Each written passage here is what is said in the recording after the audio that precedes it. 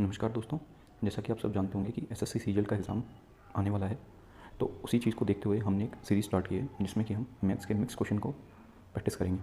और ये particular series आपके सीजीएल ही नहीं केवल बल्कि सीएचएसएल और एनटीपीसी जिसका सीबीटी 2 अभी बचा हुआ है उसमें भी हेल्पफुल साबित हो सकती है। और अगर आप अन्य एग्ज़ाम दे रहे हैं जैसे डीएसबी और सीटेट तो वहाँ पर भी ये हेल्पफुल साबित हो सकती है। अगर आपको मैथ के रिगार्डिंग कोई भी डाउट है, ठीक है, तो आप हमारा टेलीग्राम ग्रुप ज्वाइन कर सकते हैं। ठीक है, तो आइए स्टार्ट करते हैं। तो ये हमारा पहला क्वेश्चन है। इस पर्टिकुलर सीरीज़ में हम रिजल्ट्स को एक्सप्लेन नहीं करेंगे, उनका डायरेक्ट यूज़ करेंगे। अगर आपको किसी पर्टिकुलर थ्योरम का प्रूफ चाहिए तो आप हमारे टेलीग्राम चैनल पर हमसे पूछ सकते हैं। ठीक है, तो आइए स्टार्ट करते हैं। क्वेश्चन में दिया हुआ है 416x92y, ये कोई नंबर है जो कि 88 से डिविजिबल है। ठीक है, तो आपको बताना है x + y / x - y की वैल्यू। तो इस पर्टिकुलर क्वेश्चन को हम कैसे करेंगे? एक सेकेंड, हाँ जी, क्वेश्चन में दिया हुआ है 416x92y, ये मेरा कोई नंबर है। ठीक है, और ये नंबर दिया हुआ है कि ये नंबर 88 से डिविजिबल है। तो आप मेरे को एक बात बताएं, अगर ये नंबर 88 से डिविजिबल है तो ये नंबर 8 से और 11 से दोनों से डिवाइड होगा। ठीक है, क्योंकि ये दोनों इसके क्या है, फैक्टर है। तो अब आप एक बात बताएं कि अगर कोई नंबर 8 से डिविजिबल होता है तो उसका जो रूल होता है, डिविजिबिलिटी रूल, वो क्या कहता है 8 का, कि लास्ट की 3 डिजिट जो है नंबर की वो 8 से डिवाइड होनी चाहिए। तो अगर हम इस पर्टिकुलर नंबर को देखें तो इस पर्टिकुलर नंबर में हमें एक चीज़ देखी है कि 92y इसकी आखिरी 3 डिजिट है। अगर इसको हम 8 से डिवाइड करेंगे तो 8 से यहाँ पर रिमाइंडर आएगा, 88 से 4 रिमाइंडर यहाँ आ जाएगा, y को हमें उतारना पड़ेगा तो 4y। अब 4 के पीछे मैं ऐसी कौन सी संख्या रखूँ कि ये नंबर 8 से डिवाइड हो जाए? तो आप देखने पे आपको एक चीज़ पता चलेगी कि y की केवल 2 वैल्यू पॉसिबल हो सकती हैं, या तो 0 या 8, क्योंकि 40 और 48 दोनों नंबर जो हैं वो 8 से डिवाइड होते हैं। ठीक है, तो मेरे को y की वैल्यू मिल चुकी है, इसके कोरस्पॉन्डिंग मुझे x की वैल्यू निकालनी है। तो अगर मैं x की वैल्यू देखूँ तो x की वैल्यू मैं निकालूंगा 11 के डिविजिबिलिटी रूल को यूज़ करते हुए। तो 11 का डिविजिबिलिटी रूल ये बोलता है कि जितने भी आपकी ऑड डिजिट्स ऑड प्लेसेस पे हैं उनका सम करो और उनको माइनस कर दो जितने भी आपकी डिजिट इवन प्लेसेस पे हैं। अगर ये सम 0 या फिर 11 का कोई मल्टीपल मिलता है, ठीक है, तो आपका जो नंबर है वो 11 से डिवाइड होगा। तो उसी का यूज़ हम यहाँ करेंगे। तो अगर मैं बोल रहा हूँ 416x291, अगर ये नंबर 11 से डिवाइड होता है तो इसकी और डिजिट पे नंबर जो डिजिट्स जो है वो है 4, 6, 9 और y। तो 9 और 6 15, 4 19 और 1 y। तो ऑड का हो जाएगा सम 19 + y। ठीक है, अगर मैं इवन का देखूँ, ये ऑड का है, इवन का देखूँ तो मैं 1 और x और 2, x + 3, 3 + x, ये मेरा इवन डिजिट का सम है। अब इन दोनों को अगर मैं माइनस करता हूँ तो y की अगर वैल्यू 0 के कॉरस्पॉन्डिंग देखूँ मैं तो ये हो जाएगा 19। अगर y 0 पुट करता हूँ तो 19 में से कितना घटाएं कि मुझे 11 का कोई मल्टीपल मिल जाए? तो आप बोलोगे 19 में से 8 घटा दो, तो 8 का अगर हम घटाएंगे तो x की वैल्यू क्या हो सकती है? 5। तो 0 के कोरस्पॉन्डिंग x की क्या वैल्यू होगी? 5। अगर 8 में लेता हूँ तो 19 और 8 27। तो 27 में से अगर मैं 5 माइनस कर दूँ तो 22 आता है, वो 11 से डिवाइड होगा। तो x की पॉसिबल वैल्यू क्या आएंगी? 2। तो यहाँ पर पॉसिबल वैल्यू x की 2 होगी। अब हमें वैल्यू निकालनी थी x + y / x - y। ठीक है जी, तो x + y / x - y। तो पहला अगर मैं केस लेता हूँ 0 और 5, तो 5 में 0 जोड़ेंगे और 5 में से 0 माइनस करेंगे तो 5/5 ये बनाएगा। बट अगर आप अपना ऑप्शन देखें तो ऑप्शन में मुझे ऐसी कोई वैल्यू मिल नहीं रही, तो ये पर्टिकुलर केस हम कंसिडर नहीं करेंगे। हम ये दूसरी वाली वैल्यू लेंगे। कौन सी? 8 और 2। तो 2 में 8 जोड़ूंगा तो 10, और 2 में से 8 माइनस करूँगा तो -6। आंसर आएगा मेरा 5/3 माइनस का। ठीक है, तो मेरा बी ऑप्शन इसमें सही होगा। बट आपको इसमें एक चेंज करना पड़ेगा कि यहाँ पर एक माइनस का साइन लगा लीजिएगा। ठीक है, ये रह गया होगा, तो बी ऑप्शन जो है आपका सही आंसर हो जाएगा। बढ़ते हैं अपने सेकंड क्वेश्चन पे। क्वेश्चन में आपको दिया गया है कि एक ट्रिग्नोमेट्रिक एक्सप्रेशन आपको दिया गया है, उसमें आपको y की वैल्यू फाइंड करनी है। तो इस पर्टिकुलर क्वेश्चन को सॉल्व करने के लिए आपको एक चीज़ पता होनी चाहिए कि cosec 65 की जो वैल्यू होती है वो बराबर होगी sec 25 के, क्योंकि cosec 65 होता है sec 25। इन दोनों वैल्यू का सम कितना? 90। ठीक है, तो अगर इसकी जगह मैं लिखूँ sec स्क्वायर 65 डिग्री, तो second square a minus, sorry ये 25 आएगा, सेकेंड स्क्वायर 25 डिग्री। तो आपने एक थ्योरम पढ़ी होगी second square a minus 10 square a, ये इक्वल होता है 1 के। तो जब दोनों एंगल समान है और इनका स्क्वायर हो रहा है तो इनके स्क्वायर का डिफरेंस जो होता है वो हमेशा 1 होता है।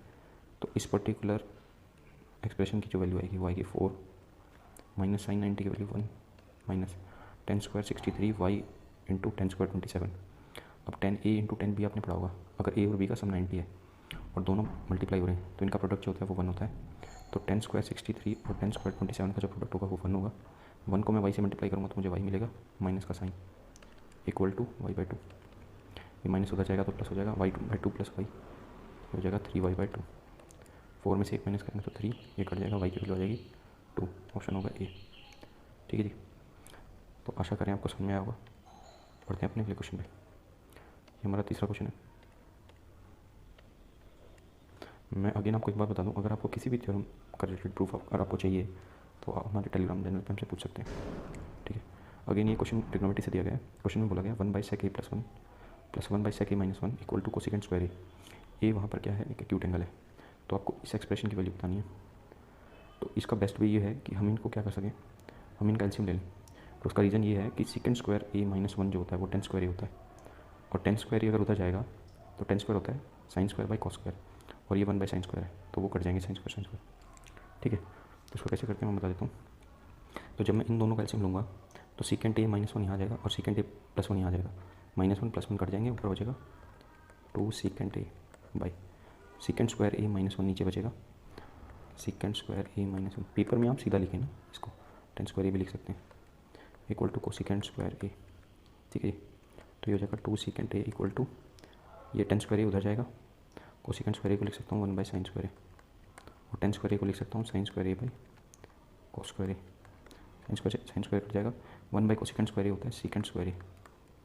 ठीक है, लेफ्ट साइड में कितना है 2 सेक ए, तो ये एक स्क्वायर कट जाएगा, तो सेक ए की जो वैल्यू है वो आ जाएगी 2। तो सेक ए की वैल्यू अगर 2 आ गई तो ए की वैल्यू कितनी होगी, ए की वैल्यू होगी जी 60 डिग्री। ए की वैल्यू 60 डिग्री है, तो ये कितना हो जाएगा 10 स्क्वायर ए, 10 60 होता है √3, उसका स्क्वायर करूँगा तो 3, 3 गुना 3 9, माइनस 4 इंटू साइन स्क्वायर ए, साइन 60 होता है √3/2, उसका स्क्वायर करूँगा तो 3/4, 4 से 4 कट गया, 9 - 3 6, ऑप्शन डी सही आंसर है। ठीक है, चलते हैं अपने अगले क्वेश्चन पे। एक सेकेंड, हाँ जी, इसको कर लेते हैं इरेज। ये हमारा अगला क्वेश्चन है, 4th क्वेश्चन।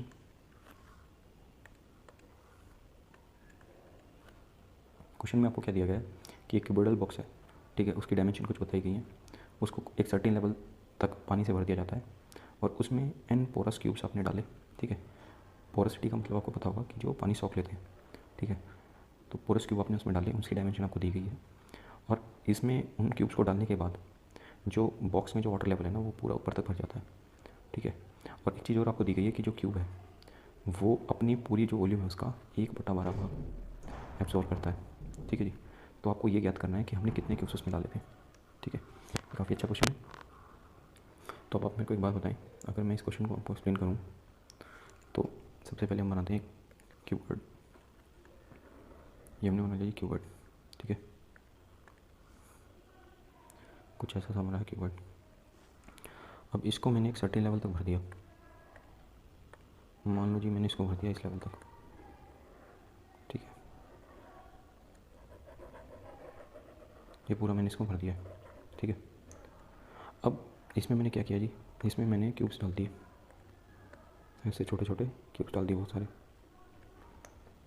तो क्यूब्स डालने के बाद क्या होगा, ये क्यूब्स जो हैं ये वाटर को डिस्प्लेस करेंगे, जगह बनाएंगे अपनी, और वाटर का लेवल क्या होगा, धीरे धीरे बढ़ना शुरू हो जाएगा। तो मैंने कुछ n अमाउंट ऑफ क्यूब्स इसमें डाले। ठीक है, उससे क्या हुआ कि ये जो वाटर लेवल है ये बढ़ के इस लेवल तक आ गया, इसकी पूरी हाइट तक। ठीक है, मतलब ये पूरा भर गया पानी से। ठीक है जी, और आपको जो क्यूबॉइड है उसकी डायमेंशन दी हुई है 100 गुना 50 गुना 20, और क्यूब की जो डायमेंशन आपको दी गई है वो दी गई है 12 गुना 8 गुना 3। एक बार चेक कर लेते हैं इनको, 100 गुना 50 गुना 20, 12 गुना 3 गुना 8, बिल्कुल सही है जी। ठीक है, और आपको दिया गया है कि जो इनिशियली पानी का जो लेवल था उसकी जो वॉल्यूम है वो है 11,560 सेंटीमीटर क्यूब। ठीक है, तो आप मेरे को एक बात बताएं, इस टाइप के क्वेश्चन आपने पहले भी किए होंगे कि अगर मैं पानी को डिस्प्लेस करता हूँ इन क्यूब से तो इन क्यूब का जो टोटल वॉल्यूम होगा वो बढ़े हुए पानी के वॉल्यूम के इक्वल होगा। ये बात आप जानते हैं, क्योंकि ये जो पानी बढ़ा है इसका सोल रीज़न ये है कि मैंने इसमें क्यूब डाले, तो जितने इन क्यूबों की वॉल्यूम होगी उसको मैं इक्वेट कर दूँगा, वहाँ से मैं वैल्यू निकाल लूँगा। बट इस क्वेश्चन में एक कैच ये है कि ये क्यूब जो है इनका कुछ पार्ट तो, ये जो पानी जो है ना इधर, इसका कुछ पार्ट तो ये क्यूब ही एब्जॉर्व कर पा रहे हैं। ठीक है, तो अगर मैं आपको बोलूँ कि जो क्यूबॉइड है उसकी वॉल्यूम जो है, टोटल वॉल्यूम ऑफ क्यूबॉइड, अगर मुझे इसकी वॉल्यूम निकालनी है, किस पार्ट की मैं बात कर रहा हूँ जी, इस पार्ट की, इस वाले भाग की, तो इस वाले भाग की अगर मुझे वॉल्यूम निकालनी है तो वो कैसे निकलेगी, वो निकलेगी कि इस पूरे क्यूबॉइड की वॉल्यूम में से मैं इनिशियल जितनी वाटर लेवल जो था उसकी जो वॉल्यूम थी उसको माइनस कर दूँ, तो मुझे वॉल्यूम मिल जाएगी इस पर्टिकुलर पार्ट की। और ये पर्टिकुलर जो वाटर राइज हुआ है इसका कारण क्या है कि मैंने n क्यूब्स डाले जिनकी डायमेंशन थी 12 गुना 8 गुना 3, ठीक है जी, 12 गुना 8 गुना 3, ठीक है। तो इतने ये मैंने क्यूबॉइड डाले इस डायमेंशन के, ठीक है। तो अब एक बार बताओ, ये जो क्यूबॉइड है जो मैंने n क्यूबॉइड डाले हैं, क्या ये सारे क्यूबॉइड जो है इसकी टोटल वॉल्यूम इसमें कंट्रीब्यूट कर रही है? मतलब ये जो टोटल वॉल्यूम इधर आएगी, क्या ये पूरी पूरी इस वाटर लेवल को राइज करने में कंट्रीब्यूट कर रही है? तो इसका आंसर होगा नहीं। आंसर नहीं इसलिए है क्योंकि इसमें से इस वॉल्यूम का 1/12 भाग जो है वो तो ये क्यूबॉइड ही एब्जॉर्ब कर पा रहे हैं, ठीक है। तो बचा हुआ जो 11/12 भाग है वो इस चीज़ में कंट्रीब्यूट कर रहा है। तो इस पर्टिकुलर टाइप से हम इसको लिखेंगे, ठीक है। इसके बाद कुछ नहीं, इसके बाद तो बेसिक कैलकुलेशन है। तो टोटल क्यूबॉइड की वॉल्यूम कितनी हो जाएगी? 100 गुना 50 गुना 20, तो 5 दूनी 10, 10 के पीछे 4 जीरो, मतलब ये आ जाएगी 1 लाख, ठीक है जी। 1 लाख में से 11,560 माइनस करने हैं, तो आप 1 लाख में से 12,000 माइनस कर दें तो आ जाएगा 88,000 में ये बचेगा कितना? 440, तो 88,440 मेरा इधर आ जाएगा। 12 से 12 मेरा कट जाएगा। अब देखो आपको आगे सोल्व करने की जरूरत नहीं है, 8 24, तो लास्ट में जो यूनिट डिजिट इधर आएगा वो 4 आएगा और यहाँ पर है 0। तो ऑप्शन में क्या हो सकता है? ऑप्शन में या तो आपको 0 मिलना चाहिए, 40 10 पे कटेगा, या तो आपको ऑप्शन में 0 मिलना चाहिए, या फिर 4 पंजे 20 होता है, ऑप्शन में लास्ट में 5 मिलना चाहिए इनकी वैल्यू। अगर हम ऑप्शन देखें अपना तो जी ये रहा, ऑप्शन में मेरे को 400 भी दिया गया है और 35 भी दिया गया है। तो इस पर्टिकुलर को हमें थोड़ा सॉल्व करना पड़ेगा, कोई नहीं, इसको सॉल्व कर लेते हैं। कहाँ गया ये रहा। तो अगर मैं इसको देखूँ तो ये हो जाएगा 8 3 24, 24 गुना 11, और 11 से नंबर सीधा कट रहा है किस पे? तो 11 से कट रहा है जी 11 8 88 0, 11 चौक 44 0, ठीक है। अब अगर आप देखें तो 400 हो नहीं सकता क्योंकि 24 चौक 96 होता है, ठीक है। अगर 400 से गुना करें तो आंसर इसका होगा 335, ठीक है जी, ये आंसर होगा। और आप इसको सॉल्व भी करके देख सकते हैं, ठीक है। बट आपको ऑप्शन पे क्लोज नज़र होनी चाहिए आपकी, ठीक है, सवाल सोल्व करते वक्त, सवाल सोल्व करते वक्त। बढ़ते हैं अपने अगले क्वेश्चन पे। ये हमारा अगला क्वेश्चन है, इसको काट दीजिएगा आप, इस पर्टिकुलर चीज़ को। ये क्वेश्चन हमारा, तो क्वेश्चन में आपको दिया गया है कि एक सर्कल है, उसके अंदर एक ट्रिंगल डाला हुआ है और आई उसका इंसेंटर है। ए आई की लेंथ आपको 6 दी गई है और ये लेंथ आपको दी गई है 1 सेंटीमीटर डी ई की। आपसे पूछ रहा है ए की लंबाई बताएं, ठीक है। तो इस क्वेश्चन को कैसे करेंगे? तो इस क्वेश्चन को करने के लिए आपको एक चीज़ पता होनी चाहिए। पहले हम एक सर्कल बना लेते हैं, हाँ जी, सॉरी, को कर लेते हैं, और ये हमारा सर्कल हो गया जी तैयार, परफेक्ट। अब इसमें बना लेते हैं एक ट्रायंगल।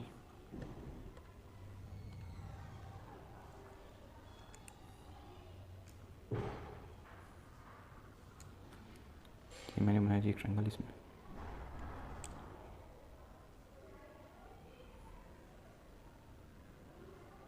ये मैंने खींच दिया बीच में से ये, और यहाँ मैं इसकी कर देता हूँ नेमिंग, एक पेन है ना, सही। तो ये पॉइंट हो जाएगा जी इसका ए, ये है बी, सी, ये डी, ये ई, और ये पॉइंट है आई, ठीक है जी, इन सेंटर। तो जी इन सेंटर जो पॉइंट होता है वो होता है आपके एंगल बाइसेक्टर जहाँ ज्वाइन करते हैं, ठीक है, वो पॉइंट होता है इन सेंटर। तो इसमें आपको बोला गया कि ये 6 है और ये 1 है। तो अगर मुझे इस पूरी की लंबाई निकालनी है तो उसको मैं कैसे करूँगा? तो आप एक बार बताएं, अगर मैं इनको ऐसे ज्वाइन कर दूँ और आपसे ये पूछूं कि अगर ये एंगल अल्फ़ा है तो ये एंगल कितना होगा? ये अल्फ़ा ही होगा क्योंकि एंगल बाइसेक्टर है। सिमिलरली अगर ये एंगल बीटा है तो ये एंगल कितना होगा? बीटा, ठीक है। और अब आप मेरे को एक बात बताएं, अगर मैं आपसे ये पूछूं कि जी इस एंगल की लंबाई कितनी है, इस एंगल का मेजर कितना होगा? तो अगर आपने एक थ्योरम पढ़ी हो कि अगर कोई सेगमेंट है, जैसे हमारे केस में ये सेगमेंट है, इसका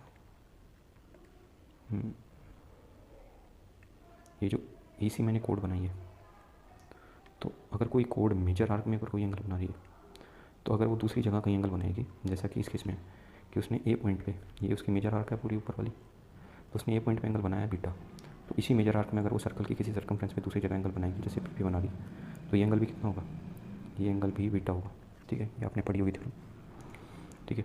अब आप मेरे को एक बात बताएं, ये एंगल अगर मैं आपसे पूछूँ तो ये एंगल कितना होगा?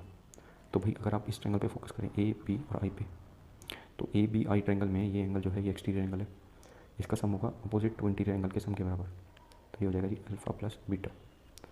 अब आप फोकस करें इस पर्टिकुलर ट्रायंगल पे, आई बी और ई पे, आई बी ई पे। तो इस ट्रायंगल में ये एंगल कितना है, अल्फा प्लस बीटा, ये एंगल कितना है, अल्फा प्लस बीटा, मतलब दो एंगल बराबर हो गए। तो अगर ये भुजा एक्स है, आई डी भुजा जो एक्स है, तो इस पर्टिकुलर ट्रायंगल में आई से ई की लंबाई जो है वो बराबर होगी बी से ई की लंबाई के। ठीक है जी, ये दोनों भुजाएं क्या होंगी, बराबर, क्योंकि इनके एंगल समान है तो इनके अपोजिट जो भुजाएं होंगी वो भी बराबर हो जाएंगी। तो इस भुजा की लंबाई कितनी आ जाएगी, एक्स प्लस वन। ठीक है जी, तो अगर एक्स प्लस वन इसकी लंबाई आ गई तो मैं आपसे एक बात पूछता हूँ कि ये एंगल बीटा है, बड़े में ये बीटा है, अगर मैं इस एंगल में फोकस करूँ और एक एंगल मुझे क्या दिख रहा है जी, कॉमन, ये एंगल। तो अगर मैं आपको दो ट्रायंगल दिखाना चाहूँ, कौन से, बी, त्रिभुज बी डी और ई, और त्रिभुज ए और डी के समान कौन सा एंगल होगा इसका, बी और ई तो कॉमन है। तो ये दोनों त्रिभुज कैसे होंगे जी, सिमिलर होंगे। क्यों, क्योंकि इसमें एक एंगल बीटा है तो इसमें भी बीटा है, एक एंगल इसमें कॉमन है, तो एंगल एंगल प्रॉपर्टी से दोनों ट्रायंगल कैसे हो जाएंगे जी, सिमिलर। ये दोनों ट्रायंगल सिमिलर हो गई तो आपको एक बात पता होनी चाहिए कि इनकी जो कोरस्पॉन्डिंग साइड का रेशियो है वो भी बराबर होगा।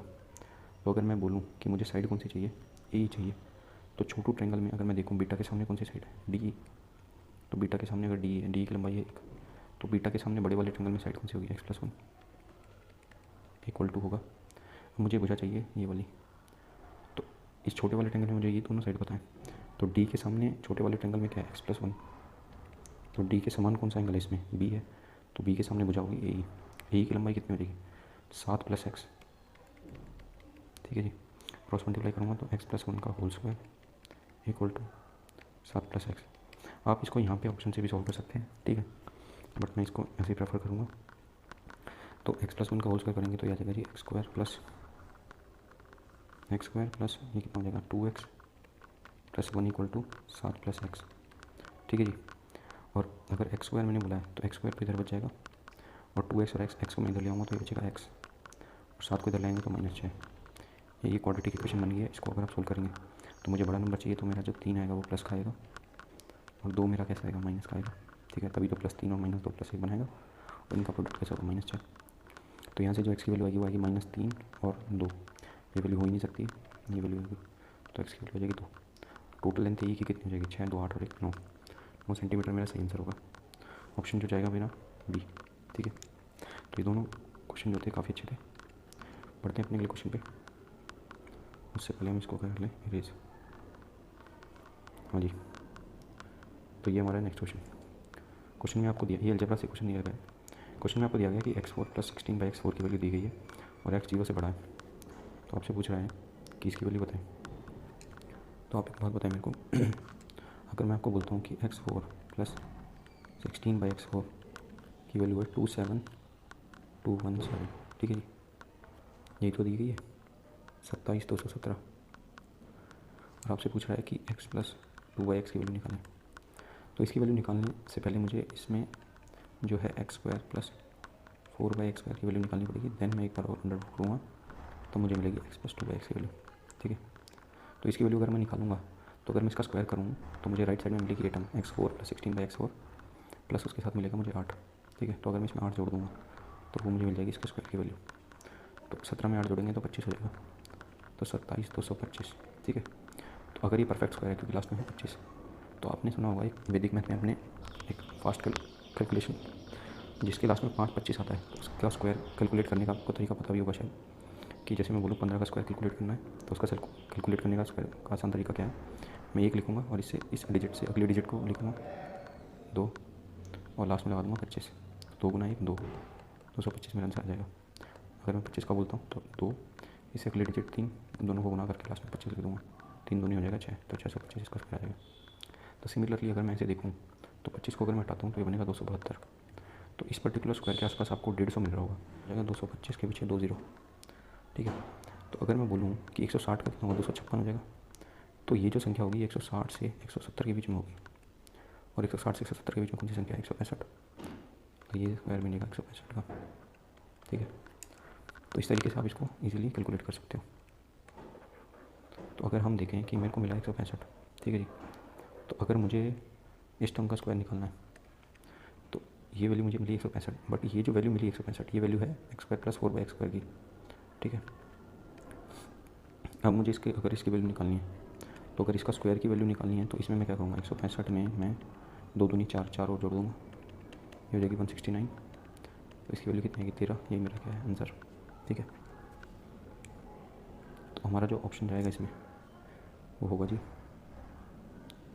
एक सेकंड, हो जाएगा बी ऑप्शन। ठीक है, उम्मीद कर रहे हैं आपको समझ में आ रहा होगा। अगर आपको किसी पर्टिकुलर क्वेश्चन को डिटेल में समझना है तो आप हमें टेलीग्राम ग्रुप पे कांटेक्ट कर सकते हैं।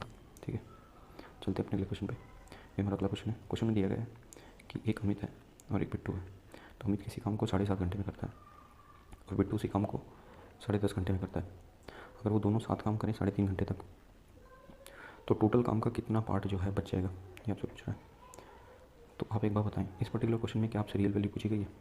तो आंसर होगा नहीं, आपसे केवल फ्रैक्शन पूछा गया है। तो इन कॉम्प्लेक्स टाइम को मैं इनका रेशो लूँगा, ना कि मैं इनको डायरेक्टली सोल्व करूँगा। ठीक है, तो इस पर्टिकुलर क्वेश्चन में मैं इन दोनों का क्या लूँगा, रेशो। ठीक है, तो आप देखिए, जैसे इसमें दिया गया 7.5 घंटे और 10.5 घंटे। तो अमित है, एक सेकेंड, ये मैंने लिया अमित, ये लिया बिट्टू। तो अमित कर रहा है 7.5 घंटे में, ये कर रहा है 10.5 घंटे में। अगर रेशो लूँगा तो 15 पंजे 15 सत्ते, ये आएगा डेज का रेशो। एफिशिएंसी का रेशो क्या होगा इसका, जस्ट उल्टा, 7:5। तो अगर मैं टोटल वर्क की बात करूँ तो भाई इसने 7 यूनिट काम किया कितने घंटे में, 7.5 घंटे में। तो इतना यूनिट काम हो गया होगा, ये टोटल वर्क आ गया। अब आपसे बात की गई है कि अगर ये दोनों 1 घंटा काम करें तो 7 और 5 12 यूनिट काम करते हैं 1 घंटे में। तो 3.5 घंटे में कितना कर देंगे, इसके 3.5 गुना। ठीक है, तो 12 गुना 3.5, इतना काम हो जाएगा 3.5 घंटे में। टोटल काम था कितना, 7 गुना 7.5। तो टोटल काम का इतना काम जो है वो हो जाएगा 3.5 घंटे में। इसको काटा जाएगा तो 5 सत्ते 5 15 जा, 7 6 कट जाएगा, 3 चौक 12, 3 पंजे 15। तो टोटल काम का 4/5 भाग हो चुका होगा 3.5 घंटे में। तो बचा कितना होगा, 1/5 भाग। ये हमारा क्या है आंसर। तो जो सही ऑप्शन होगा आपका होगा वो होगा इस क्वेश्चन में ऑप्शन नंबर ए। ठीक है, जल्दबाजी में आप इसको ना मारें, ये आप ध्यान दें, ये काफ़ी सारी मिस्टेक होती है। ठीक है, बढ़ते हैं अपने अगले क्वेश्चन पे। क्वेश्चन में बोला गया है कि अम्मू ने 32,000 रुपये जो है उधार लिए बैंक से, और रेट कितनी दी हुई है आपको, 5%। और आपको बोला गया है कि 3 साल तक ये पैसा उसने लिया। ठीक है, तो आपसे पूछा है कि 3 साल बाद वो कितने रुपए जो है बैंक में डिपॉजिट करेगा अगर ये इंटरेस्ट जो है वो कंपाउंडेडली कैलकुलेट किया जा रहा है, और कैसे, एनुअली। ठीक है, तो अगर आप इस क्वेश्चन को थोड़ा बारीकी से देखें तो इसका सही आंसर आप सीधा मार्क कर सकते हैं, 37,044। ठीक है, और ये मैंने कैसे मार्क किया ये मैं आपको बताता हूँ। आप मेरे को एक बात बताएं, अगर मैं आपसे बोलता हूँ कि 5% की दर है 3 साल के लिए, तो ये जो इसका जो अगर क्यूमुलेटिव इफेक्ट अगर आप देखेंगे तो वो अराउंड 15% ही होगा। ठीक है, उससे थोड़ा ज़्यादा होगा वो। तो 15% भी अगर मैं मान लूँ इसका, ठीक है, और इस पर्टिकुलर रकम को मैं 30,000 मान लूँ, तो भाई जी 15% 30,000 का कितना हो जाता है, 4500 हो जाता है। ठीक है जी, तो 4500 भी अगर मैंने मान लिया तो 32,000 में अगर मैं 4500 जोड़ता हूँ तो भी ये जो रकम है कितनी हो जाएगी, 36,000 37,000 के आसपास रहेगी। तो 3800 कभी नहीं हो सकती, 39 भी नहीं। अब ये पर्टिकुलर रकम मैंने कैसे हटाई, तो आप मेरे को एक बात बताएं, भाई मैंने 15% जो लिया था वो लिया था 30,000 का, तो वो रकम कितनी आई थी, 4500 आई थी। ठीक है, बट ये वैल्यू तो उससे बढ़ी जाएगी क्योंकि इसमें 2,000 बढ़ेगा, और ये 15% जो है वैल्यू ये भी थोड़ी बहुत बढ़ेगी, तो ये रकम तो नहीं होगी, सर्टेनली इससे बड़ी रकम होगी। तो आंसर होगा 37,000। ठीक है, और इसको मैं आपको ट्रेडिशनली कैसे करना है वो भी बता देता हूँ आपको भी।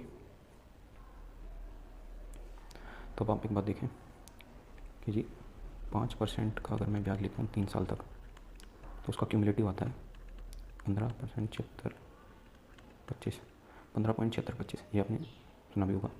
ठीक है, और ये निकालते कैसे हैं, तो 5 और 5 का मैं 2 बार निकालूंगा तो आ जाएगा 10-25, और 10-25 का फिर 5 के साथ निकालेंगे क्यूमुलेटिव, तो ये इतना आ जाएगा। ठीक है, बेटर होगा कि आप इसको याद रखें। ठीक है, मेरी रकम कितनी दी हुई है, 32,000। ठीक है, अब आप मेरे को एक बात बताएं, ये परसेंट अगर मुझे इसकी कैलकुलेट करनी है तो मैं कैसे करूँगा। सबसे पहले मैं 15% कैलकुलेट करूँगा, तो इस रकम का 10% कैसे कैलकुलेट किया जाए, एक जीरो हटा दो तो 3200 आ जाएगा इसका 10%, और 5% कितना होगा, 3200 का आधा 1600, 1600 और 3200 4800, तो 15% इसका है 4800।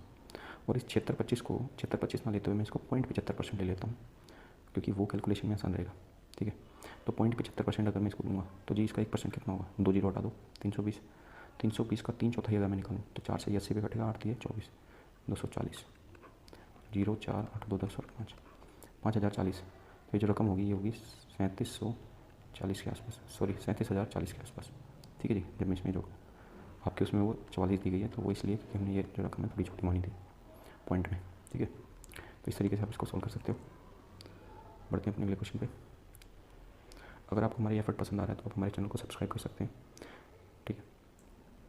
तो ये हमारा अगला क्वेश्चन है। तो कई बार इस टाइप के क्वेश्चन भी पूछ ले जाते हैं रिफ्लेक्शन बेस्ड। तो आपसे क्वेश्चन में पूछा गया कि रिफ्लेक्शन बताना है आपको इस पॉइंट का, इस पर्टिकुलर लाइन के रिस्पेक्ट में, ठीक है। तो अगर हम देखें तो यार एक बात बताओ, अगर मैं रिफ्लेक्शन देख रहा हूँ वाई के रिस्पेक्ट में, तो क्या कभी मेरा एक्स कोऑर्डिनेट बदल सकता है? बिल्कुल भी नहीं, ठीक है। तो एक्स कोऑर्डिनेट अगर मेरा बदलेगा नहीं तो ये दो ऑप्शन तो मेरे वैसे ही गलत हो गए। इसमें एक्स कोऑर्डिनेट बदला, एक लाइन बना देता हूँ ऐसे और जी ऐसे, ये लाइन दी गई है मुझे,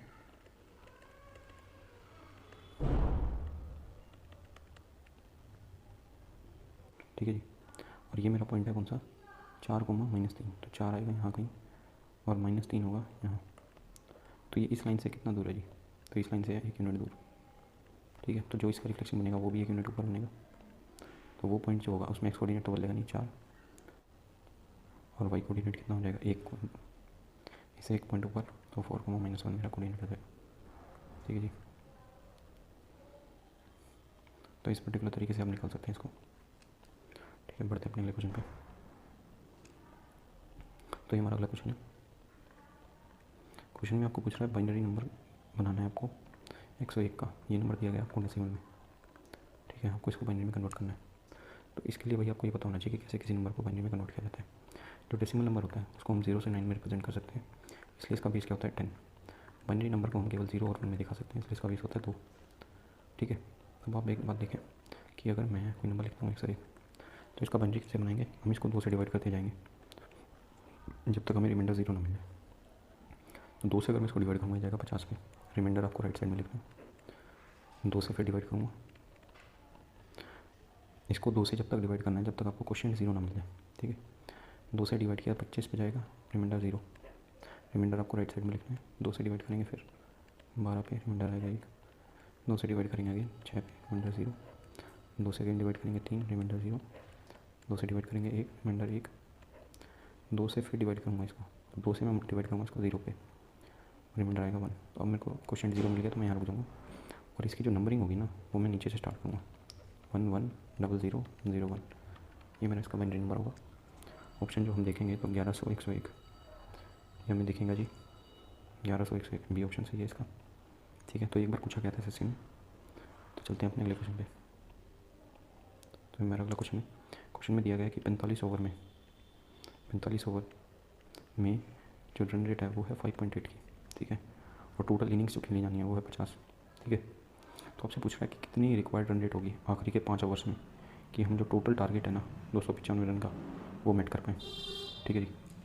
तो आप एक मेरे को एक बात बताएं कि अगर मैं आपको एक बात बोलता हूँ कि जी इस क्वेश्चन को अगर हम थोड़ा सा एनालाइज करें तो क्वेश्चन कुछ इस प्रकार है कि अगर मैं बोलता हूँ ये मेरी 50 इनिंग है, ये मेरी पहली इनिंग है और यहाँ कहीं हूँ मैं 45 इनिंग में खेल चुका हूँ, तो इसमें जो मेरी एवरेज है ना ये है जी 5.8 की। यहाँ मुझे एवरेज नहीं पता, टोटल रन मुझे कितने चाहिए जी 295, कितने ओवर्स में 50 ओवर्स में, तो रन रेट कितनी आ जाएगी टोटल 50 इनिंग की, तो हो जाएगी 5 मुझे 25 और 5 नहीं 45, तो 5.9। तो 5.9 रन रेट मुझे ओवरऑल चाहिए, मेरी अभी तक कितनी है 5.8, तो यहाँ जो रन रेट होगी वो मेरी ऑब्वियसली बात है बढ़ेगी, ठीक है। तो उसको निकालने का सबसे बेस्ट तरीका इस पर्टिकुलर क्वेश्चन के हिसाब से ये है कि आप एक बार बताओ 45 ओवर में अपने वेटेड एवरेज का कॉन्सेप्ट समझा होगा। मैंने 5.8 रन बनाए, 5.8 रन रेट से मैं चल रहा हूँ, 5 ओवर में मुझे नहीं पता मुझे कितने बनाने, 50 की ओवरऑल जो एवरेज है वो कितनी है 5.9। तो अगर मैं इनका क्या ले लूँ, रेशो ले लूँ, तो ये हो जाएगा 1, ये हो जाएगा 9, ये हो जाएगा जी 10, ठीक है। तो 9 आवर्स में मैंने बनाए 5.8, तो और मुझे टोटल चाहिए 5.9, तो ये टोटल से कितना कम है, टोटल से ये कम है 0.1, और एक तो 0.1 कम है ना, 9 जो होंगी वो कितनी कम हो जाएंगी, तो 9 गुना 0.1 0.9 कम हो जाएगी। तो वैसी बात है ये नंबर उतना बढ़ेगा तभी तो यहाँ पे 5.9 आएगा। तो अगर यहाँ 5.9 की कमी है तो इसको मुझे 0.9 बढ़ाना पड़ेगा। 0.9 में किससे बढ़ाऊँगा, टोटल एवरेज से जितनी आई है, तो 5.9 में मैं 0.9 ऐड करूँगा तो मुझे कितना आएगा 6.8 मिल जाएगा। यही सवाल का सही आंसर है। तो जो मेरा ऑप्शन सही होगा वो होगा जी बी, ठीक है। चलते हैं अपने अगले क्वेश्चन पे। तो अगले क्वेश्चन में ये सवाल प्रॉफिट एंड लॉस से है, ठीक है जी।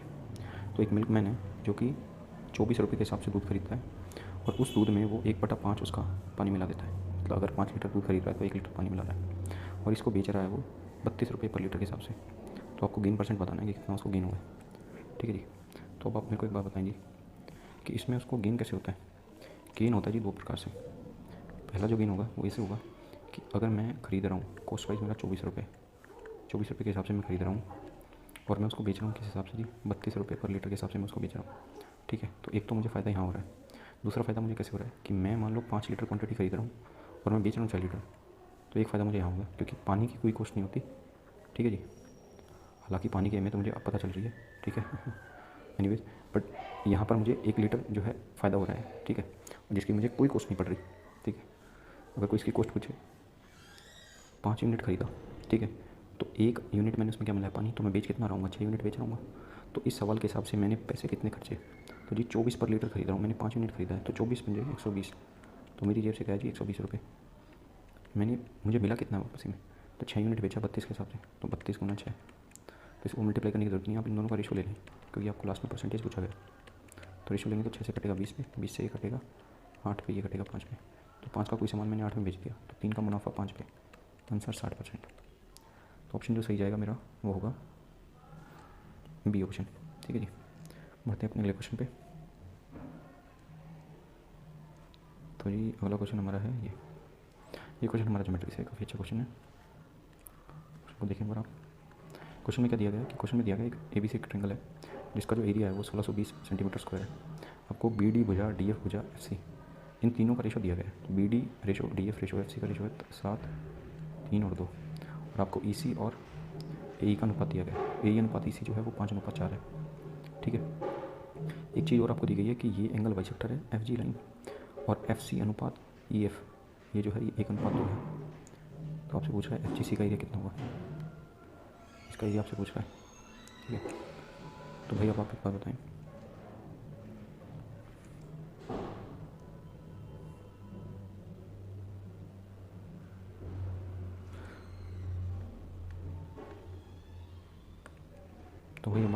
अगर मैं ये ट्रायंगल बना लूँ, ठीक है जी, मैंने ये ट्रायंगल बनाया, तो इस पर्टिकुलर ट्रायंगल में अगर मैं आपको एक चीज़ दिखाना चाहूँ जी, एक लाइन ये है, एक ये है, एक ये है और एक फाइनली ये।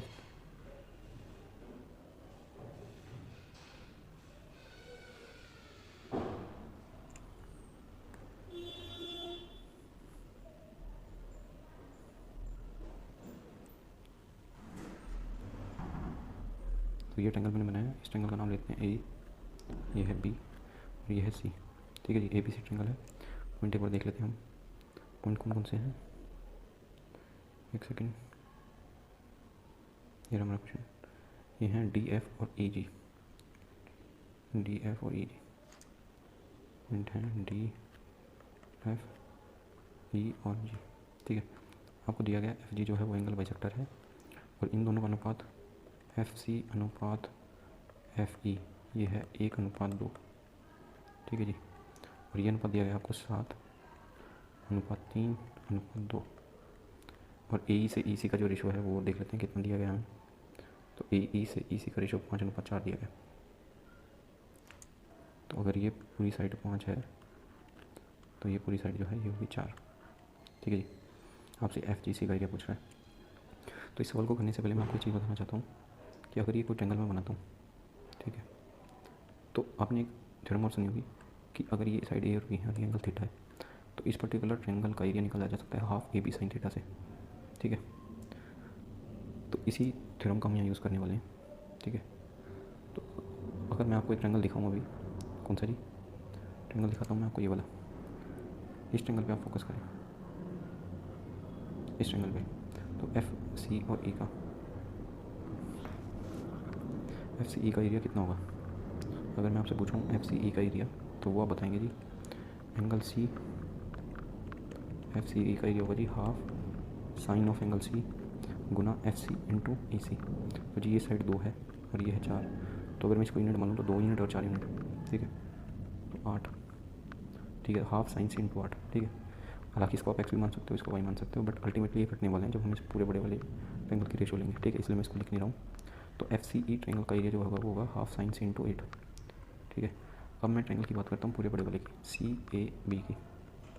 तो सी ए बी का अगर मैं निकालना चाहूँ तो वो क्या होगा जी, हाफ साइन सी इंटू, ये पूरी साइड कितनी होगी, 7 और 3 10 और 2 12, 12 गुना 4 और 5 9, ठीक है।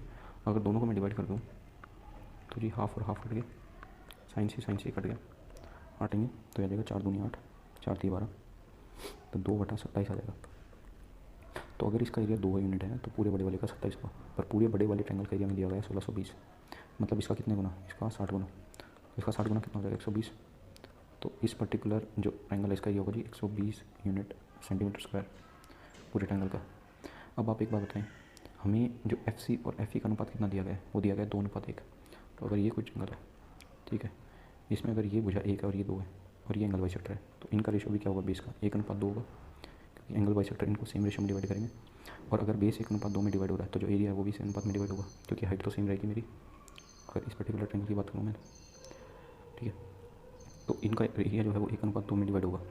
तो अगर ये 1 यूनिट है तो ये 2 यूनिट होगा, टोटल 3 यूनिट की वैल्यू 120, तो 1 यूनिट की वैल्यू 40, तो 1 यूनिट का एरिया हमें निकालना था, तो हो जाएगा 40 सेंटीमीटर स्क्वायर। तो मेरा जो सही आंसर होगा 40 सेंटीमीटर स्क्वायर। ऑप्शन जो मेरा सही होगा वो होगा जी ऑप्शन ए, ठीक है जी। बढ़ते हैं अपने अगले क्वेश्चन पे।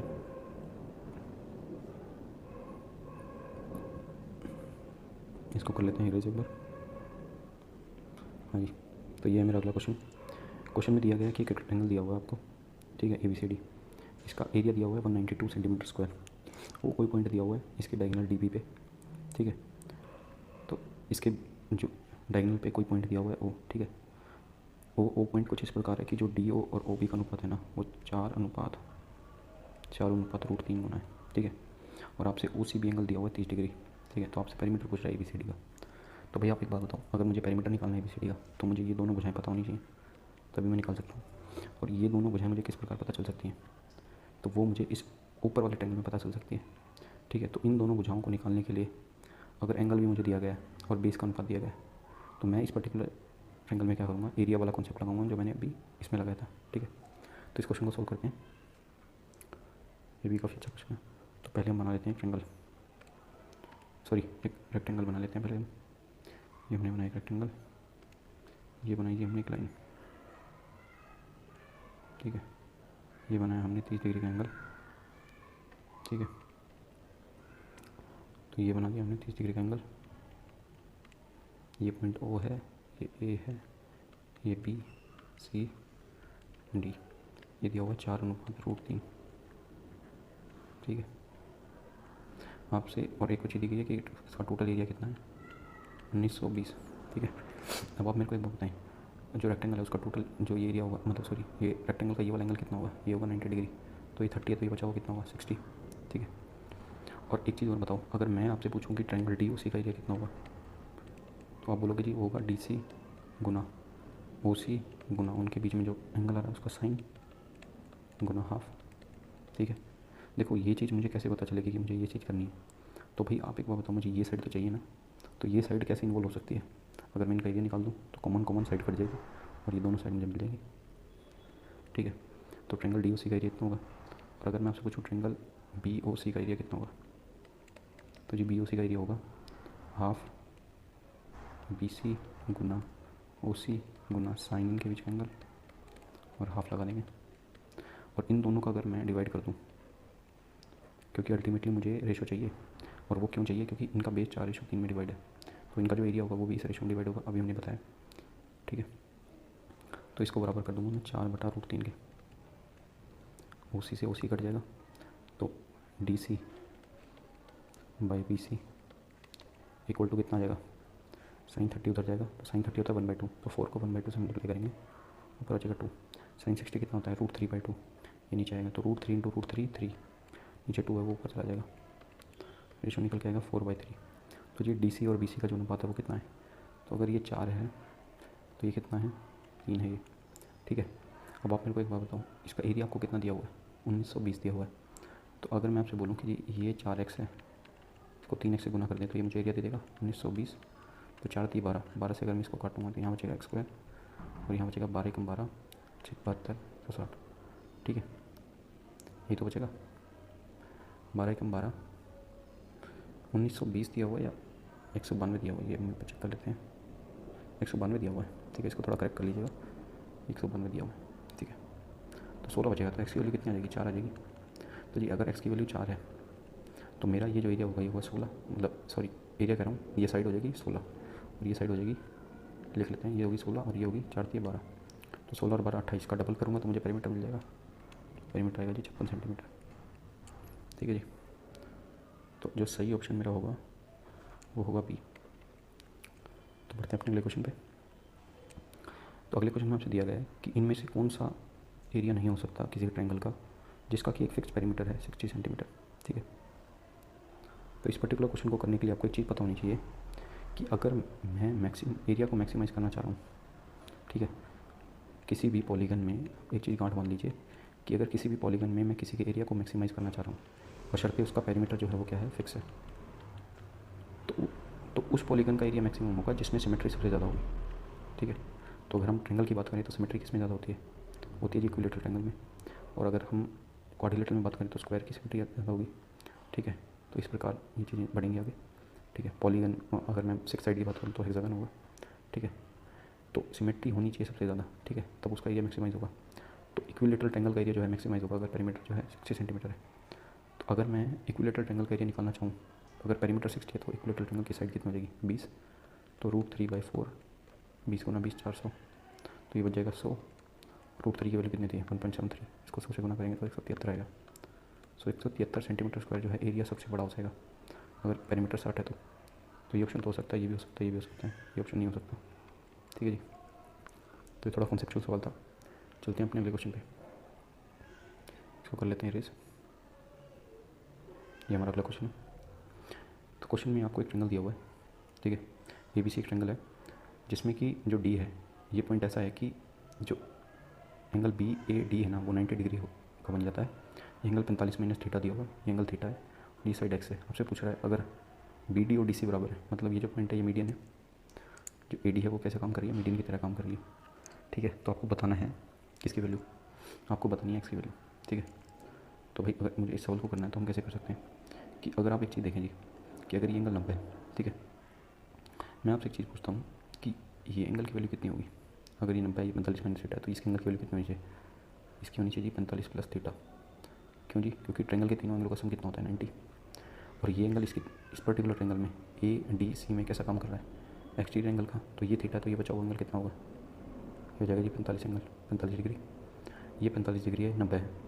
तो अगर मैं इसको एक्सटेंड करूँ तो ये एंगल जो है ये कितना आ जाएगा, ये भी 45 डिग्री का आ जाएगा, ठीक है। तो आपको क्या चीज़ पता चली कि जो AC लाइन है ये कैसा काम कर रही है, ये इसके एक्सटीरियर एंगल को क्या करती है, बाइसेक्ट करती है, सही बात है जी। ये अगर इसके एक्सटीरियर एंगल को बाइसेक्ट कर रही है तो आपको एक चीज़ क्लियरली पता होनी चाहिए कि एक्सटीरियर एंगल को जब कोई लाइन बाइसेक्ट करती है तो मुझे एक रेशो पता होता है साइड के रिस्पेक्ट में, वो क्या है कि AB by AC, sorry AC तो बाइसेक्ट कर रही है, तो AB by this side AD, AB by AD की वैल्यू क्या है x, ये बराबर होती है इस पॉइंट से एक बार आप आगे चले जाओ और एक बार यहाँ जाओ, ठीक है, मतलब CB बाई CD के, ठीक है। तो CB अगर 2 यूनिट है तो CD कितना होगा, 1 यूनिट, क्योंकि दोनों क्या है, बराबर है, तो मैं 2/1 लिख सकता हूँ।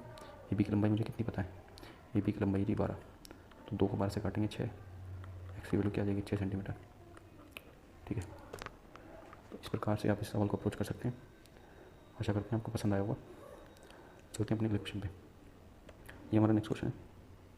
क्वेश्चन में दिया हुआ है आपको x प्लस 1/x की वैल्यू, y माइनस 1/y की वैल्यू। आपसे पूछ रहा है xy प्लस 1/xy की वैल्यू क्या होगी, ठीक है। तो वही काफ़ी अच्छा सवाल है। तो इस सवाल को करने के लिए आप मेरे को एक बात बताओ, अगर मैं इन दोनों को सीधा मल्टीप्लाई करूँ, ठीक है, तो मुझे कोई खास रिजल्ट मिलेगा नहीं। तो इस सवाल में मुझे क्या करना होगा, वो चीज़ आप थोड़ा सा याद भी रखें तो सही होगा कि भाई अगर x प्लस 1/x की वैल्यू दी गई है आपको 4, ठीक है, और y माइनस 1/y की वैल्यू दी गई है आपको 4√5। एक बार वैल्यू चेक कर लेते हैं, हमें यही दी गई है 4 और 4√5, ठीक है। और आपसे पूछ क्या रहा है, आपसे पूछ रहा है जी xy प्लस 1/xy की वैल्यू बताएं, ठीक है। तो इस पर्टिकुलर सवाल को आप कैसे करोगे जी, तो इसमें हम एक चीज़ करेंगे, सबसे पहले हम निकालेंगे x माइनस 1/x की वैल्यू, ठीक है। सिमिलरली y प्लस 1/y की वैल्यू, इसका रीज़न मैं अभी थोड़ी देर में बताऊँगा आपको, तो अगर मुझे x minus one by x की वैल्यू निकालनी है तो वो मैं कैसे निकालूंगा? सबसे पहले निकालूंगा x square plus one by x square की वैल्यू, ठीक है। आप इसको वो ट्रिक से भी कर सकते हो, वो बी स्क्वायर माइनस फोर इसी वाली से भी, बट मैं इसको ऐसे प्रेफर करता हूँ। तो इसका स्क्वायर निकालने के लिए मैं क्या करूँगा, इसका स्क्वायर कर दूँगा। अगर इसका स्क्वायर करेंगे तो यहाँ क्या होगा, यहाँ हो जाएगा जी 16, ठीक है। तो 16 इधर आ जाएगा और राइट साइड लेफ्ट साइड में क्या बचेगा, x square plus one by square, ठीक है। और यहाँ बचेगा प्लस का 2, राइट साइड में 16, तो 16 में से 2 माइनस करेंगे, यहाँ बचेगा 14। तो इसकी वैल्यू जो आएगी वो आएगी 14, ठीक है। और अगर मुझे इसकी वैल्यू निकालनी है तो मैं क्या करूँगा जी, अगर मैं दोनों साइड -2 और -2 कर दूँ तो ये बन जाएगा जी x minus one by x का स्क्वायर, ठीक है। और यहाँ बचेगा 12, तो 12 को ये इसका स्क्वायर बन जाएगा, मतलब x minus one by x का स्क्वायर बन जाएगा। अगर दोनों साइड में 2 माइनस कर देता हूँ, इधर क्या बचेगा 14 माइनस 2 12, तो 12 का अगर मैं रूट लूँगा तो ये जाएगा 3√2, मैंने उल्टा लिख दिया है, ये बनेगा 2√3, ठीक है। तो मेरी x minus one by x की वैल्यू कितनी आई, 2√3। सिमिलरली मैं y plus one by y की वैल्यू निकालूंगा, तो सबसे पहले मुझे निकालनी पड़ेगी y square plus one by y square की। तो दोनों साइड अगर मैं स्क्वायर करता हूँ तो यहाँ जाएगा y square plus one by y square -2 equal to, इसका स्क्वायर करूँगा तो यह आ जाएगा 16 पंजे 80, 80 में 2 ऐड करूँगा तो 82, तो y square plus one by y square की वैल्यू जो होगी वो होगी 82, ठीक है। और इसकी अगर मुझे वैल्यू निकालनी है तो दोनों साइड 2 ऐड कर दो, तो इसकी वैल्यू आएगी 84, इसका स्क्वायर होगा तो इधर आएगी तो रूट बन जाएगा। ये मैं आशा कर रहा हूँ आपको समझ में आ रहा है, ठीक है ना। तो 84 का जब मैं अंडर रूट लूँगा तो ये कितना आएगा, ये बन जाएगा जी 21 गुना 4, तो 2√21, ठीक है। ये इसकी वैल्यू होगी किसकी जी, y plus one by y की। तो अब अगर आपने ये चारों चीज़ें निकालनी है तो अब आपको कुछ नहीं करना है, जो नंबर जो साइन लाइक वाले हैं, जैसे ये प्लस है ये प्लस का है तो इन दोनों को एक बार मल्टीप्लाई करना है, सिमिलरली इन दोनों को मल्टीप्लाई करना है माइनस माइनस वालों को। तो अगर जब मैं इन दोनों को मल्टीप्लाई करता हूँ तो x plus one by x को अगर मैं मल्टीप्लाई करता हूँ y plus one by y से तो ये क्या होगा, ये हो जाएगा x y plus y by x plus one by x y plus ये बन जाएगा वन बाई एक्स को वन बाई वाई से करेंगे तो वन बाई एक्स भी आ गया, वाई बाई एक्स आ गया और एक पर आ जाएगा एक्स बाई वाई, ठीक है।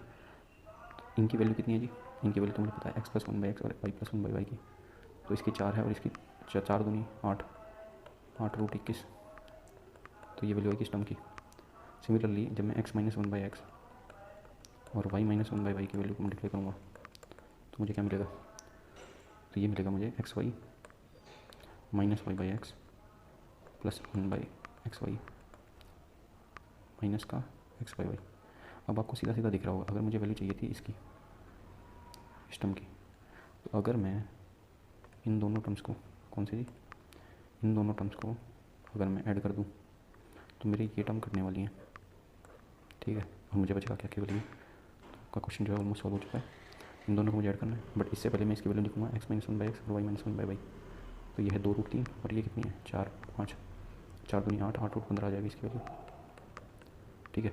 तो जब इन दोनों को ऐड किया जाएगा तो ये कितना हो जाएगा, ये हो जाएगा जी 8√21 प्लस √15 और इधर कितना हो जाएगा, ये हो जाएगा 2x वाई, 2 को मान ले लूँगा दोनों में से, x y plus one by x y, ठीक है ना। दोनों में 2 ऐड कौन जाएगा, दोनों में 2 जाएगा ना, 2x वाई और 2 बाई एक्स वाई, 2 को मान ले लिया, 2 से 1 जाएगा 4 पे 4, √3 और कॉमन ले सकते हो आप इन दोनों में से, तो हो जाएगा 4√3 ब्रैकेट √7 प्लस √5। ये आपका जो है आंसर है इस पर्टिकुलर क्वेश्चन का, ठीक है। तो ये काफ़ी अच्छा सवाल था, बढ़ते हैं अपने अगले क्वेश्चन पे। तो हमारा अगला क्वेश्चन में आपको दिया गया है कि अगर यदि मैं किसी आर्टिकल को बेचता हूँ 100 रुपये पे, ठीक है। अगर मैं इस आर्टिकल को बेचूँ इसके 33.1/3% पे, मतलब इस एक्स के 33.1/3% पे, तो मुझे घाटा होता है 20% का, ठीक है। तो आपसे प्रॉफिट परसेंट पूछ रहा है जब इसको x रुपये पे बेचा जाएगा, ठीक है। तो भैया आप एक बात बताओ, अगर किसी आर्टिकल को मैं x पे बेच रहा था और यदि मैं उसको उसके 1/3 प्राइस पे बेचूँ, मतलब x/3 पे बेचूँ, तो मुझे 20% का घाटा हुआ, मतलब यहाँ से मुझे कॉस्ट प्राइस के कितने परसेंट की वैल्यू मिलेगी, 80% की वैल्यू मिलेगी मुझे CP के। तो यहाँ से मुझे कॉस्ट प्राइस पता चल जाएगा, 80% कितना होता है 4/5, तो इसका जो कॉस्ट प्राइस होगा वो कितना होगा 5x/12, इसका CP होगा। अब मुझे कुछ नहीं करना जी, 5x/12 की वैल्यू है, ये मेरा है CP। बेचना कितने पे मुझे x पे, दोनों का रेशियो ले लो, तो 5 की कोई चीज़ मैंने 12 में बेची है तो मैंने मुनाफा 7 का कमाया, 5 पे 140% सही आंसर है, ठीक है। बढ़ते हैं अपने अगले क्वेश्चन पे। ये हमारा अगला क्वेश्चन है कि एक बैट्समैन है, ठीक है, वो स्कोर करता है 81 रन 16वें मैच में, जिससे क्या होता है कि उसकी जो एवरेज है जो उसकी एवरेज है वो 3 से बढ़ जाती है, ठीक है। मतलब अगर उसकी पहले 15 मैच तक एवरेज एक्स थी, तो अब जो 16वें मैच के बाद जो उसकी एवरेज है वो x+3 होगी, ठीक है। तो अब आपसे एवरेज पूछ रहा है कि 16th मैच में, सॉरी एवरेज पूछ रहा है 16th मैच के बाद एवरेज क्या थी, तो इस x+3 की वैल्यू पूछ रहा है आपसे, ठीक है। तो भाई एक बात बताइए मेरे को कि यदि मैं, तो जी आप इसको ऐसा समझिए कि मान लो ये मैंने एक लाइन बनाई, ये उसका पहला मैच था, ये उसका 16वां मैच था, ये उसका 15वां मैच था। तो मान लो पहले उसकी कुछ एवरेज रही होगी, ठीक है। तो 16वें मैच में उसने 81 रन बना दिया, ठीक है, जिससे उसकी एवरेज जो है 3 बढ़ गई टोटल मैचेस की, ठीक है। तो भाई अगर ये एवरेज 3 से बढ़ी है तो एवरेज का मतलब क्या होता है, बराबर बराबर सब में बांटना। तो 3 तो सबको मिले होंगे एक्स्ट्रा, तो 16 बंदों को 3 दिए, तो मैंने कितने एक्स्ट्रा दिए, 48 एक्स्ट्रा दिए। तो 81 में से मैं अगर 48 घटाऊंगा तो ये मुझे कितना मिलेगा, 33। तो मतलब इस बंदे के पास कितने हैं, 33 है, ठीक है। सबके बाटे में कितने हैं, 33। 3 से मतलब मेरी पहली जो एवरेज रही होगी वो 33 रही होगी, और अब एवरेज 3 से बढ़ गई, तो अब एवरेज जो है मेरी वो कितनी है, 36, ठीक है। यही हमारा आंसर है। दोबारा समझिए इस क्वेश्चन को। मैंने बोला कि 15 मैचेस तक मान लो कोई एवरेज रही होगी इसकी, 16वें मैच में उसने 81 रन बनाए, जिससे एवरेज उसकी 3 से बढ़ गई, ठीक है। तो अगर उसकी एवरेज 3 से बढ़ी है तो 3 तो सबको एक्स्ट्रा मिला होगा, तभी तो एवरेज 3 से बढ़ी है। तो 3 सबको एक्स्ट्रा देना मतलब 16 थी, 48 नंबर तो मैंने इसे एक्स्ट्रा दे दिए। तो 48 तो मेरी इसी चीज़ में वेस्ट हो गई कि सबको 3 बांटने में। तो मेरे पास बचा कितना, 33, जो कि मेरी पहले की एवरेज थी, ठीक है। और एवरेज कितने से बढ़ी, 3 से, तो 33 में 3 जोड़ेंगे, आंसर क्या आएगा, 36। तो मेरा जो ऑप्शन सही होगा इस पर्टिकुलर क्वेश्चन में वो होगा जी ऑप्शन नंबर सी, ठीक है। बढ़ते हैं अपने अगले क्वेश्चन पे। उम्मीद कर रहे हैं आपको समझ में आया होगा। अगले क्वेश्चन में क्या कह रहा है कि कोई आदमी है, ठीक है, कोई आदमी है, वो डिस्टेंस चलता है 99 किलोमीटर का 9 घंटे में। कुछ ये दूरी जो है वो फुट पे ट्रैवल करता है और कुछ जो है बाइसिकल पे ट्रैवल करता है। स्पीड दी गई है 18 और 9, ठीक है। आपसे डिस्टेंस पूछ रहा है कि उसने फुट पे कितना डिस्टेंस ट्रैवल किया।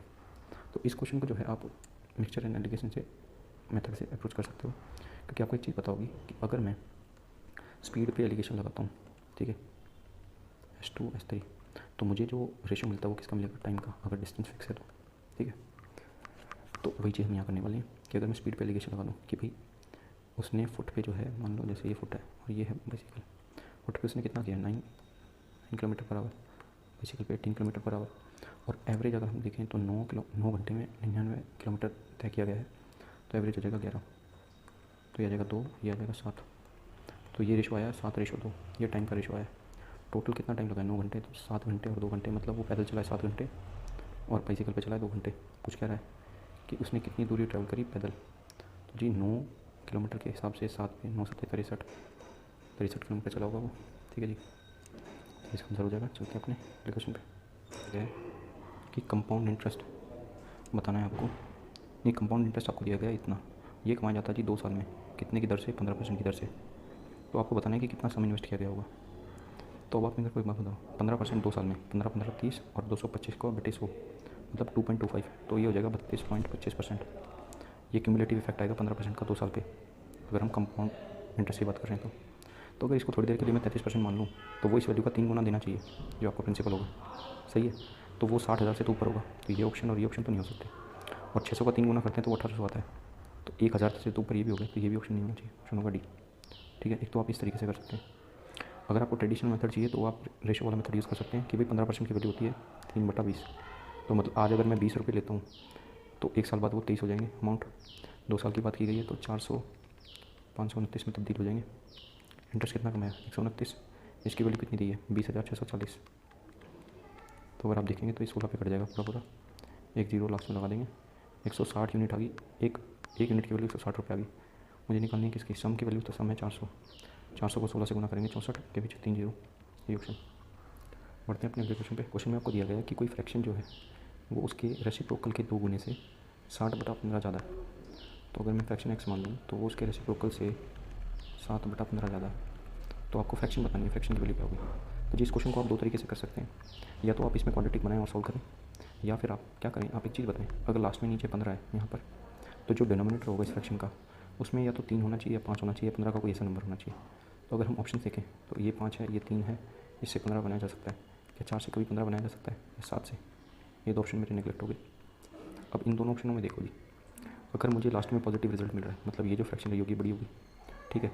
अगर थोड़ी देर के लिए मैं इस फ्रैक्शन को ले लूँ, ए ऑप्शन को, तो ये कितना है, 0.6 होता है, तो ये 0.6 है। 0.6 को नीचे में लिखूँगा तो ये कितना होगा, ये जो वैल्यू होगी ये 1 से बड़ी हो जाएगी, ये वैल्यू 1 से बड़ी हो जाएगी, आंसर क्या होगा, नेगेटिव हो जाएगा, ठीक है। नेगेटिव मुझे चाहिए नहीं, तो ऑप्शन मेरा जो सही आएगा वो बी जाएगा, ठीक है। बाकी आप इसको वैसे भी कर सकते हैं क्वाड्रेटिक से, ठीक है। बढ़ते हैं अपने अगले क्वेश्चन पे। हमारा अगला क्वेश्चन है, अगर आपको ये मेथड पसंद आ रहे हैं ना तो हमारे चैनल को जरूर सब्सक्राइब करें, ठीक है। और आपका कोई भी डाउट है रिगार्डिंग जीएस और मैथ्स के तो आप हमें टेलीग्राम पे पूछ सकते हैं। तो अगले क्वेश्चन में आपको दिया गया है ax - 4y = 6 है। ये एक लाइन की इक्वेशन है और इस लाइन की इक्वेशन का स्लोप जो है वो -3/2 दिया हुआ है, ठीक है। तो आपसे पूछ रहा है ए की वैल्यू ज्ञात करें, ठीक है। तो लाइन की जनरल इक्वेशन क्या होती है, y = mx + c। एक स्ट्रेट लाइन की इक्वेशन होती है जिसमें m स्लोप होता है, c इंटरसेप्ट होता है और x और y कोऑर्डिनेट होते हैं, ठीक है, कार्टेशियन प्लेन पे। तो जी इसको अगर हम इस फॉर्म में तब्दील करें तो मैं क्या ऐसे लिख सकता हूँ, ax = -6 इधर आएगा, +6 हो जाएगा, = 4y, ठीक है। और y = मैं लिख सकता हूँ 4 से मैं इसको डिवाइड कर देता हूँ, तो a/4 x + 6/4। सही। स्लोप अगर इसको दिया गया है कितना, -3/2, ठीक है। तो स्लोप क्या होता है, ये वाली वैल्यू। तो a/4 को मैं कंपेयर कर सकता हूँ किससे, -3/2 से, ये कट जाएगा 2 पे, ये की वैल्यू हो जाएगी -6। सी ऑप्शन सही आंसर है। चलते हैं अपने अगले क्वेश्चन पे। तो भाई ये जो क्वेश्चन है ना ये आपके लिए होमवर्क रहेगा, ठीक है। ये क्वेश्चन आपके लिए होमवर्क रहेगा। तो इस क्वेश्चन को सॉल्व करके आपको मुझे कमेंट में बताना है इसका सही ऑप्शन कौन सा है, ठीक है। ये आज का हमारा लास्ट क्वेश्चन है, ठीक है। तो आज हमने नियरली 25 क्वेश्चन डिस्कस किए हैं, ठीक है। तो इस क्वेश्चन को करने के लिए अगर आप क्वेश्चन पढ़ें, a - b की वैल्यू 4 दी हुई है, ए बी की वैल्यू -3 दी हुई है, आपसे पूछ रहा है a की -b की वैल्यू। तो भाई वह बताओ, अगर a और b इंटीजर है तो a और b की क्या पॉसिबल वैल्यू हो सकती है। अगर मुझे प्रोडक्ट 3 चाहिए तो 1 हो सकती है, इसकी 3 हो सकती है, इसकी 3 हो सकती है, इसकी 1 हो सकती है, और कोई वैल्यू तो कोई नहीं है, और कोई वैल्यू पॉसिबल ही नहीं है। तो अगर मैं पहली वैल्यू को लेकर चलूँ तो जी 1 - 3, ठीक है, तो ये 4 नहीं दे सकता, ठीक है। तो इसके लिए जरूर इनमें से कोई एक वैल्यू नेगेटिव रही होगी, जब ये प्रोडक्ट नेगेटिव है और यहाँ से 4 आ रहा है। तो मुझे कौन सी वैल्यू को नेगेटिव रखना है वो मुझे यहाँ से देखना पड़ेगा कि अगर मैं छोटी वैल्यू को नेगेटिव रखूँ और बड़ी को पॉजिटिव रखूँ तो ये माइनस हो जाएगा। अगर मैं बड़ी को नेगेटिव रखूँ, ठीक है, ठीक है। अब आप देखो ये 2 केस हो सकते हैं, तो 1 माइनस और -3 4 आ जाएगा, 1 × -3 आ जाएगा, तो ये तो सही है। इसको अगर हम देखें तो -3 - 1 तो ये तो -4 आ जाएगा, तो ये ऑप्शन नहीं हो सकता है। और इन दोनों का क्यूब करूँगा तो मैं 1 का क्यूब 1 -3 का क्यूब -27 और माइनस का साइन है तो प्लस हो जाएगा, तो 1 + 27 क्या आ जाएगा 28, ऑप्शन बी, ठीक है। तो ये थे भाई आज के हमारे क्वेश्चन, ठीक है। आने वाले टाइम में हम एक चीज़ प्लान कर रहे हैं जिसमें कि हमको 1 साल का जो है करंट अफेयर वो डिस्कस करने वाले हैं, ठीक है। साथ में अगर हो सका तो हम बायोलॉजी, फिजिक्स और केमिस्ट्री की मैराथन वीडियोस भी लेके आएंगे, ठीक है। अगर आपको ये कंटेंट अच्छा लगा हो तो आप हमारे चैनल को सब्सक्राइब कर सकते हैं। किसी भी तरीके का आपका कोई सुझाव हो तो आप हमें कमेंट में बता सकते हैं। तो इस कंटेंट के आने तक अपना ख्याल रखें, ठीक है। पढ़ते रहें। जय हिंद।